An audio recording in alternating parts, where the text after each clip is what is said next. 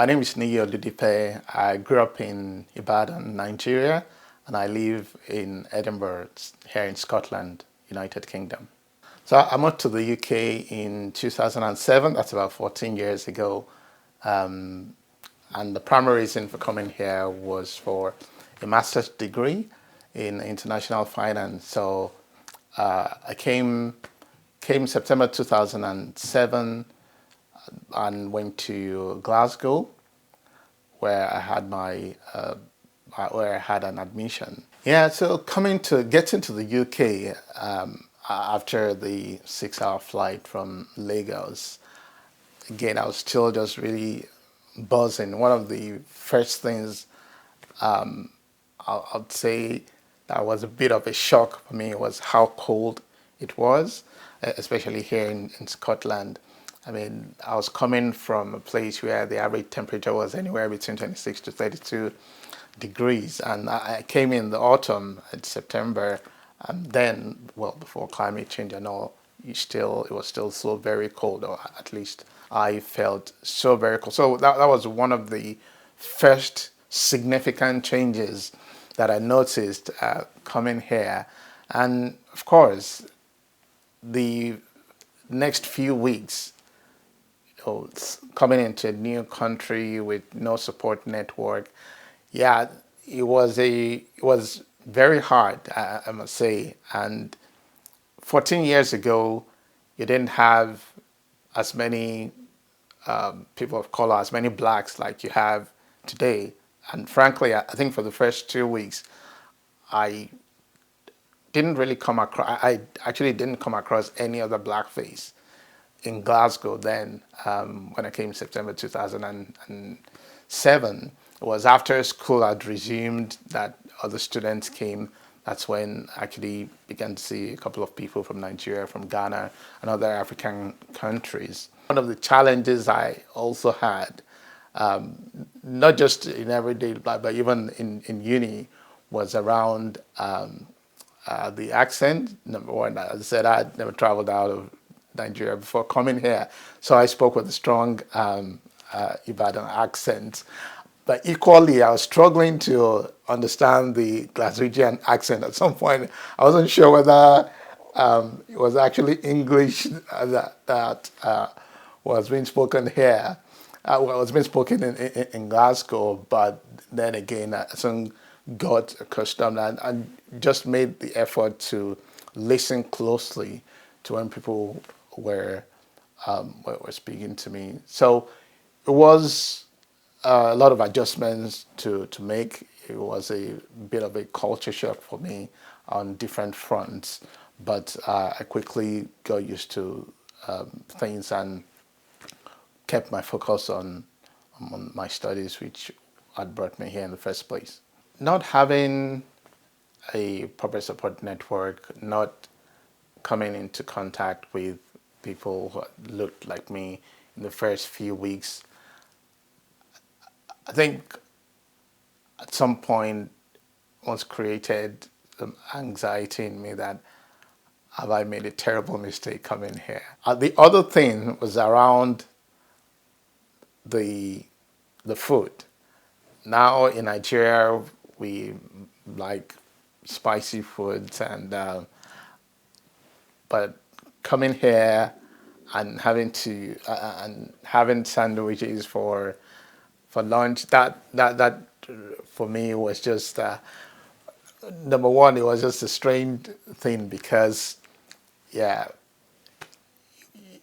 it wasn't something we had in Nigeria. But of course, I soon got introduced to African shops and all, and then got introduced, and over time, actually just got used to the food here and really love not just the Scottish breakfast, but of course the curries that we have.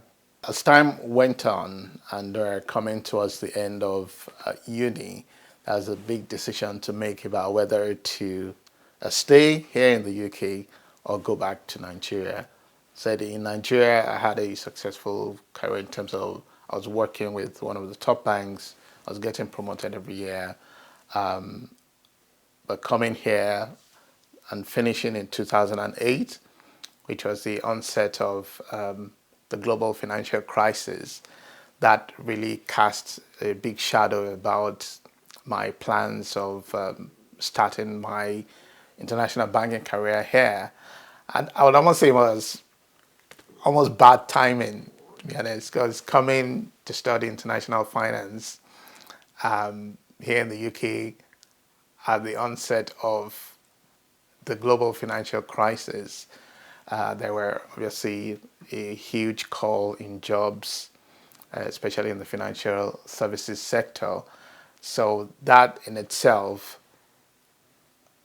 created some anxieties in terms of, okay, do I go back home to a waiting job and possibly a promotion, or do I stay here in the UK and just push ahead regardless of what was happening in the global economy?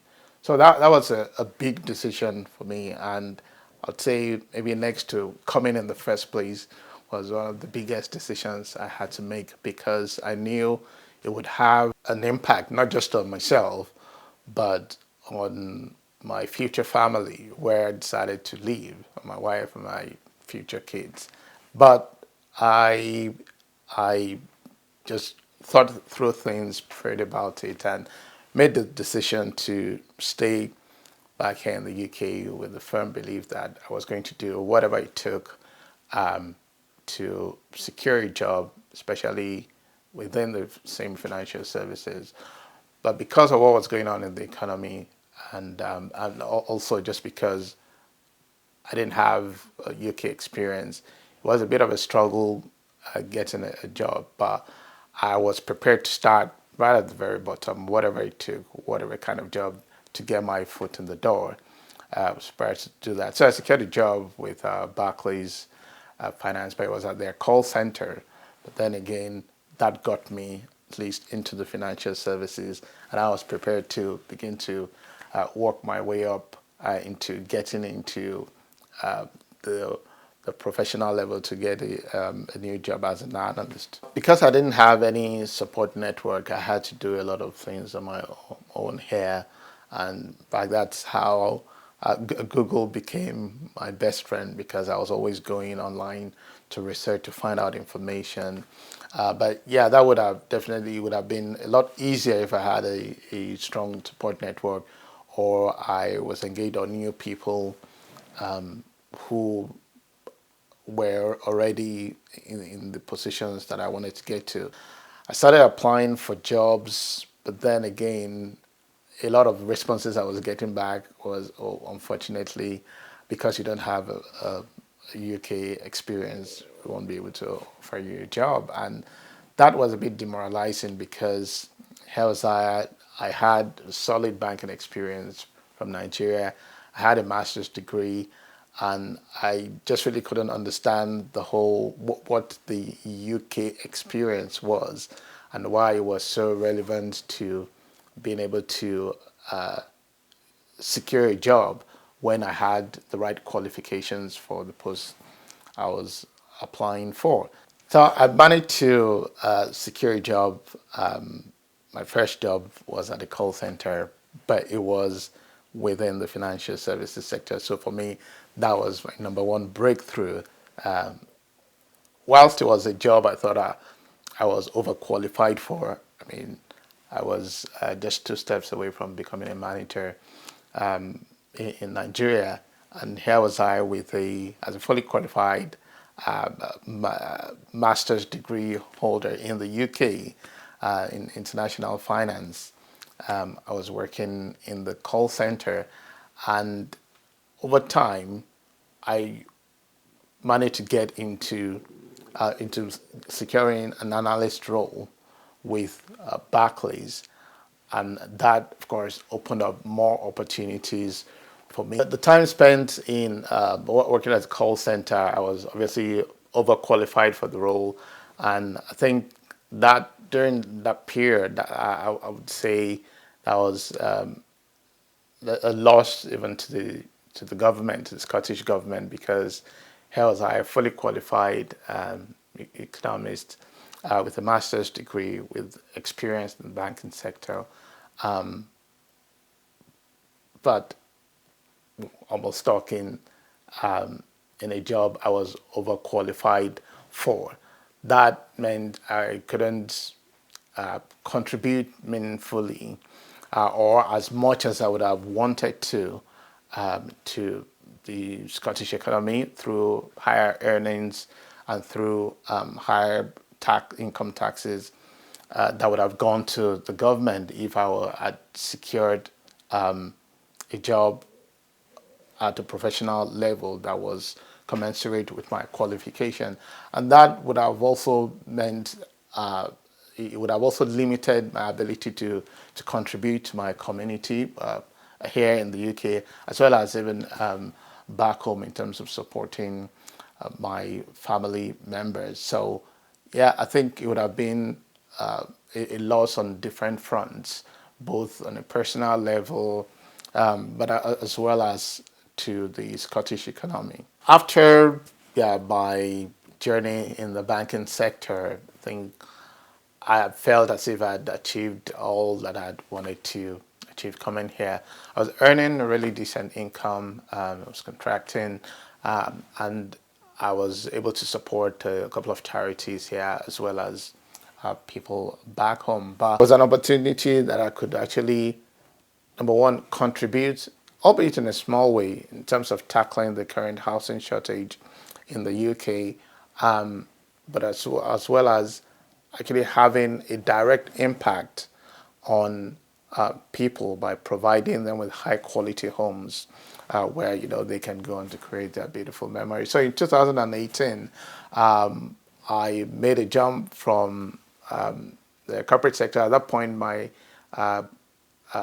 contract with RBS, the project I was working on, was coming to completion, and my wife and I decided that rather than going on to seek another contract, we could actually go directly into this. She was going to stay in the day job in 9 to 5, whilst I go on to start a business. So we started a property business called Shepherd Properties.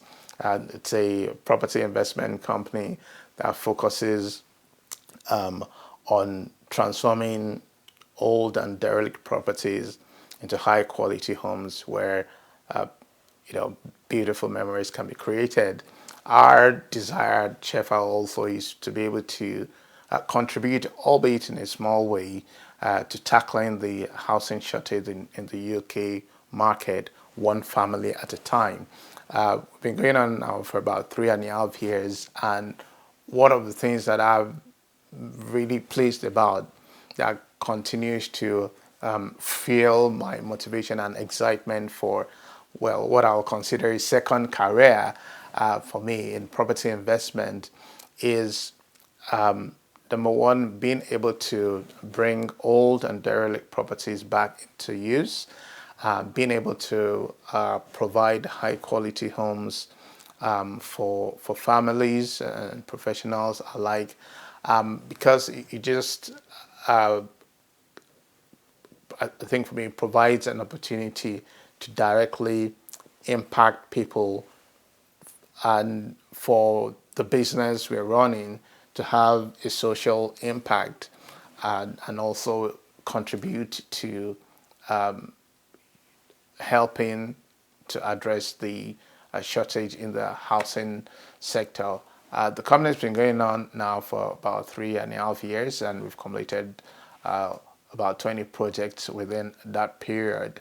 And it's always a joy, especially for the rental properties we have, to hear about the delight of those going in, moving into the property, about how happy they are to get such a high quality property and make their home.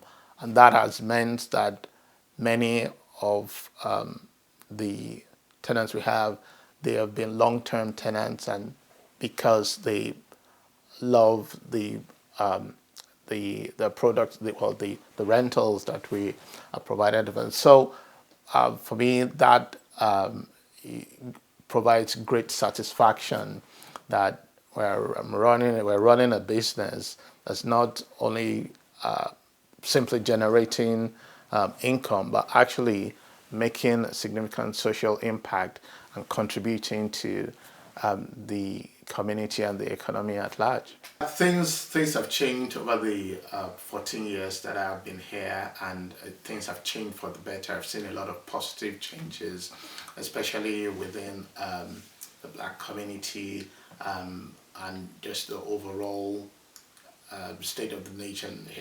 Well, I can speak for Scotland here, where I'm based. It's been really good to actually see people realize their career ambitions, of people of color, of blacks being in significant positions and rising through the ranks in organizations, in big corporate organizations here in the UK. I think there's also just a greater level of awareness and a greater level of focus on empowerment and empowering the Black community, and that's something that I'm particularly passionate about in terms of encouraging as many people as I have contact with, in terms of putting in their best, recognizing that to a large extent the society has become more inclusive. There are greater opportunities, both career opportunities and for those who want to go into business. There are greater opportunities now available to blacks and people from other ethnic minorities than that there were 14 years ago when some of us made the journey here. So it's Scotland, the UK in general, I would say has become more inclusive, and it's really great to see quite a number of blacks and other ethnic groups doing well and having senior positions both in corporate organizations, excuse me, in business as well as even in politics. Yeah, thank you for that.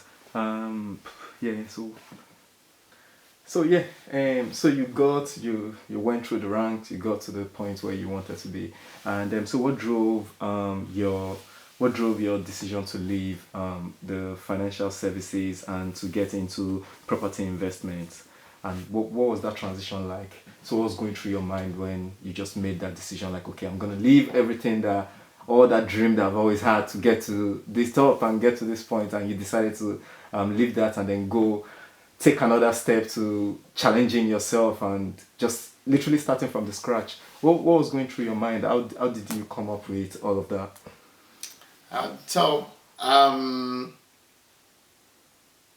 Yeah, began the career at the call center, but from there I moved on to securing a role as an analyst with Barclays Wealth, and then I was seconded to Barclays Capital, and as part of a project team to relocate some of the services in London up to Glasgow, and I had the opportunity to set up one of the desks in the Glasgow office. So things were looking good, and I felt that my ambition, my goal in coming to the UK was being fulfilled, was being realized.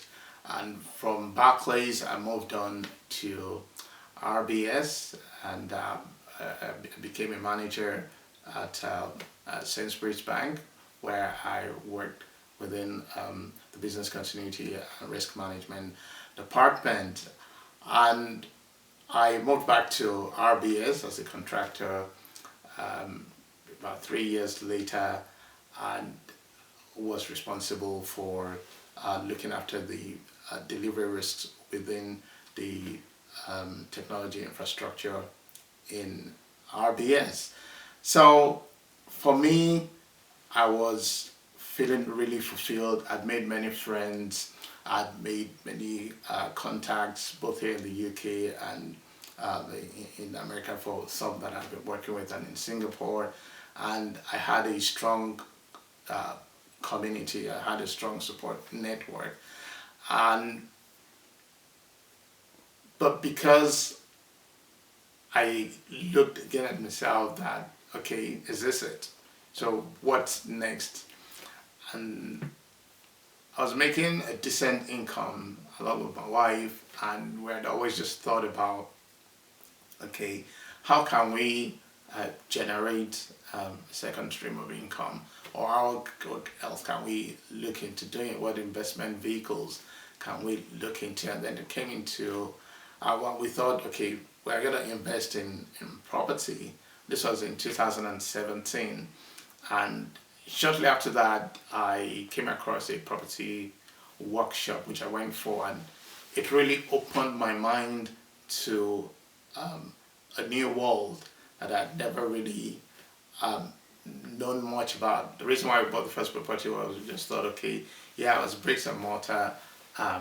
You provide accommodation for someone, and you also earn a bit of income in the process. So, about going for the workshop and learning about the challenges in the UK housing market, the housing shortage, as well as the opportunities that were there. Again, just really opened my mind in a way that I never experienced before.